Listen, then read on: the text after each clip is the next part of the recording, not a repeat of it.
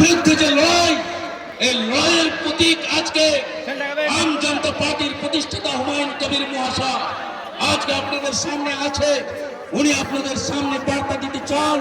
উনি আজকে যাকে এখানে প্রার্থী করেছেন ইমতিয়াজ আলী মোল্লা সাহেব, যিনি আজকে আপনাদের সামনে আছেন, বুক জিতিয়ে আজকে তৃণমূল, বিজেপি, আরএসএস এর ষড়যন্ত্রের বিরুদ্ধে যে রাস্তায় নেমে আজকে লড়াই করছেন, আপনাদের লড়াইয়ের প্রতীক আজকে এখানে দাঁড় করিয়ে দিয়েছে হুমায়ুন কবির সাহেব। আজকে এখানে আছে ইমতিয়াজ আলী মোল্লা সাহেব। আপনাদের সামনে আপনারা আজকে শক্তি জুগিয়েছেন, সাহস জুগিয়েছেন, সাহস করে ময়দানে এসেছেন আজকে তৃণমূল, আরএসএস, বিজেপিকে মুহূর্তের জবাব দেওয়ার জন্য, তাদের ষড়যন্ত্রকে ব্যর্থ করে দেওয়ার জন্য, তাদের ষড়যন্ত্রকে মোকাবেলা করার জন্য যে সাহস আপনারা জুগিয়েছেন, আপনারা এখানে এসছেন। আমাদের পক্ষ থেকে আপনাদেরকে আমাদের হার্দিক অভিনন্দন, লাল সালাম।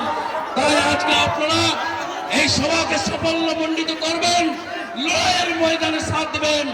তার জন্য আপনারা আজকে এখানে উপস্থিত হয়েছেন। আপনাদের আজকে শত শত সালাম। বন্ধুগণ, আপনারা এই সভাটাকে সফল করেন।